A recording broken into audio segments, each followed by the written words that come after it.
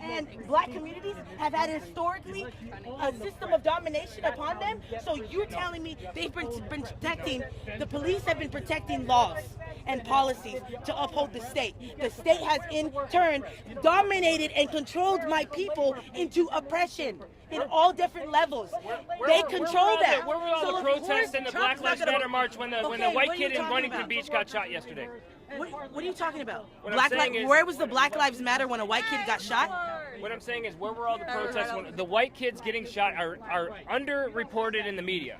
Okay, more white people are killed by police than black people. Yeah, that's true. That's a statistic. What? More white people are killed by cops than black people. That's a fact. That's a fact. Do you not understand the problem? What's going on? Oh, I went undercover with Antifa and BAM. I'm Rick Wright from the Red Elephants. So if you guys are interested in an interview, then yeah. Oh, sure. So let's talk to you right now. No. I Okay. understand your argument. Just 1 minute though. Hold on. Blacks are mass incarcerated. You want to talk proportion? 13% of our population, black Americans, cause over 55% of the nation's crime. 13% of our population causes over three-quarters. Who gets to decide what is crime and what You isn't? want to talk proportion? That's why they're mass incarcerated. You want to also know why they're mass incarcerated? 72% of black babies are born without fathers. And I didn't say it, Obama did. If you're fatherless home, you're 5 times more likely to turn to a life of crime. That's why they're mass incarcerated. It's not some conspiracy theory that the white man's holding you down, because that equates to the conspiracy theory of the alt-right that Jews are holding white people down. It's not a fact. Insane. It's not a fact. You want to argue proportion? We can argue proportion and statistics all day long. Because I just shut your conspiracy theory down. It's not a conspiracy theory. It's historical narrative. All you have to do is walk in a classroom and understand this. Even give me All you have quotes to of do. anti-black rhetoric by Trump. You just said it's not about quotes. I talked it's about how it euphemisms. feels. We're not talking Does about feelings. No one gives Can a fuck anyone about walk your around and feelings. memorize Trump quotes Most in their of head? America cares Does about anyone that. do that? Oh, maybe because you're a Trump supporter. No, he Can just you memorized memorize? a bunch of statistics. It's called studying. If If you're you're gonna going to make an argument, you should probably study before you try to make an argument. Who doesn't study for a test? You fail if you don't study for a test. It's pretty test simple. about who? About life. About if you're going to go life. and make arguments, What and then are you should arguments? probably... You were just trying to say all this sorts of arguments country with is him. historically He brought anti-black. You tried to that it's bring up systematic statistics institutionally. and proportions. He argued did it. statistics He and said that proportions, we and you make couldn't it- make one point. He said white people are more likely to die by police than black people. Why is that? How much are we compared to the United States in terms of white people? What's the 3 times population more of likely. why? How many white people are there compared to black people? It's not. That's already corrected for population. It is by police encounters. Yes. No. So in other words, if you have 100 black police encounters, 100 white police encounters, and one ends up in death, then whites would have 3 more than blacks. That's the statistics. But I mean, I guess that means I win the argument. All right. So it looks like you won that one. So This week, Donald Trump released his new tax plan, which was immediately shot down by his political opponents on the left. But what would those same people think if they were told that that tax plan was actually Bernie Sanders' plan? Today we're at George Washington University in Washington, D.C. to find out. What were your thoughts on Trump's tax plan when you saw it? It's better for the upper class than anyone else. Pretty much horrible for the middle class, especially the lower class. I mean, not ideal. It's probably not the most efficient nor beneficial to the general populace. Pretty negative. I feel the same. Yeah. So Bernie Sanders came out with his plan. Some people call it the compassionate alternative. So we're getting opinions on Bernie's plan. First, one of Bernie Sanders' plans is to enhance the child tax credit, which is tax money given back to families when they have children. What do you think of that? Positive or negative? Positive. All right. Same. I was a social worker, so I understand how important tax credits like that are. Parents that have children go through a lot, and I think giving back money to them really, in turn, helps the children. I think that's great. I think that's positive, definitely. Positive, definitely. Next up, eliminating the death tax. So when people die, it's a large tax on their estate that goes to their family. What do you think of that? I think that's definitely something that we should be doing. I do think that's a good idea because I'm from New Jersey and we used to have like a really heavy inheritance tax. I'm in favor of that. I would say more positive. I think I agree with that. Bernie is planning to lower the small business tax rate to a maximum of 25%. I think that's a positive or negative? I definitely think that's a positive. I feel very positively toward that. My family has a small business, so I would definitely think that's a positive thing. Taxing them less makes more sense. Any way we can help small businesses work and thrive, it's definitely something that's beneficial for the country. I think that would be great. Overall, main idea of the plan, what do you think? Bernie did a good job, bad job? I think overall, good. Okay. Yeah. Yeah, good job. Good job, Bernie.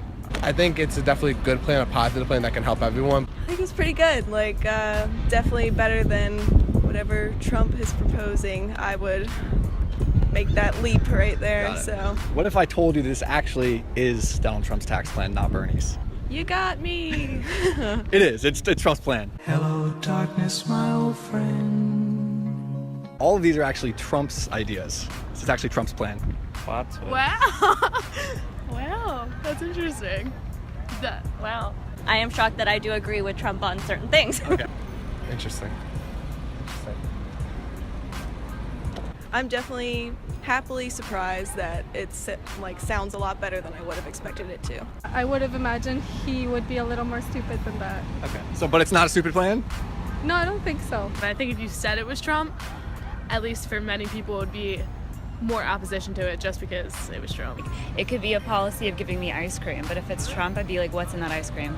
I definitely think there's an initial bias. I mean, I've done it myself. Like, I'll just like hear the word Trump and I'm like, ugh. I definitely think that's something to like need to be like looked over. People, once they hear Trump or like Republican, they become like, oh, they suck no matter what. I think people definitely hear the name and start to think things automatically. And also because a lot of people just go to the same news sources, the same media, it makes it tough to get other points of views. The first illegal immigrant lawyer in the state of New York, and he joins us tonight. Caesar, thanks for coming on. Thank you for having me, Tucker. So this makes, I gotta say, I think normal people a lot less sympathetic to so-called dreamers. The idea that you're in a country illegally and you're standing in the middle of an intersection preventing citizens from getting to work. You're making basically violent demands in public when you're not even a citizen. I mean, do you see why maybe this is a counterproductive strategy and kind of offensive? Well, regardless of whether you agree with the protests or not, they have a constitutional right to express their opinion. But to the point about... No, actually, wait, stop. Stop with this. I mean, you're a lawyer. They don't have a constitutional right to block me from getting to work in the middle of a public street. I'm sorry, they don't. You may disagree with it, but again, this is about actually not... No, it's not disagreeing with it. I'm giving you the fact. You don't have a constitutional right to stand in the middle of the street and prevent traffic from going. Absolutely, you do. This is about making sure that... And again, then why were they arrested? Well, I thought you were a lawyer. Well, absolutely. Obviously, they're doing the civil disobedience, and obviously they're expressing. That's why they're being arrested, because obviously they're enforcing the law. But again, okay, so they don't have a... Wait, no, I mean, just wait, hold on. I wouldn't stop you on this small point if you weren't an attorney, the first illegal alien attorney in New York. But just to be clear, you don't have a constitutional right to block traffic. You have a constitutional right as a citizen to express your views. It's protected by the First Amendment, thank God.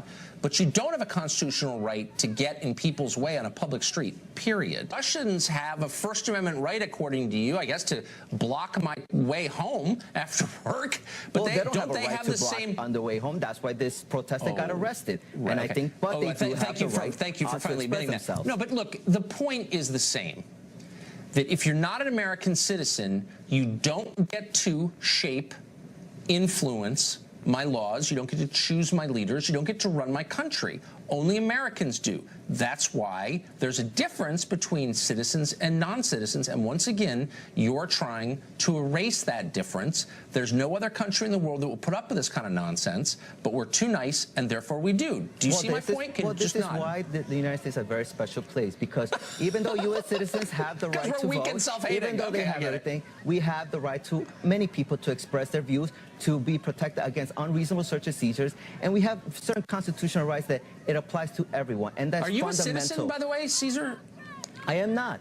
But I do hold the Constitution that applies to everyone. So when you say we, it's not really we. You're not a citizen of this country. I am an American. You seem like That's a nice guy and everything. Story. No, but you're not an American. I mean, there's a legal definition here. I'm not attacking you personally. What is the legal definition for being an American? The legal definition is citizenship. That's what the definition is. It's really simple. No, absolutely. Are you a citizen? Can you vote in our elections, or can't you? I cannot vote in the elections, but I can voice my opinion as an American. And I am going to be an American pretty soon, because I'm going to continue to advocate and to represent my community and to demand, just as many Americans have demanding you're in someone else's country, and you get, again, I'm not attacking you personally. Of course. I just think the distinction is a meaningful one. We want to be very clear of what it means to be an American. Being American does not mean a piece of paper. Being American is about holding certain values, about freedom, about liberty. You actually don't hold those values. It's about believing in the rule of law, and you don't. So actually, you just invalidated your claim to Americanness as far as I'm concerned. Anyway, Caesar, thank you for joining us. Hello, my name is Jane.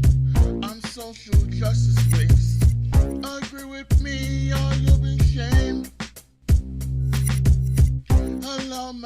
name is Jay. I'm social justice way.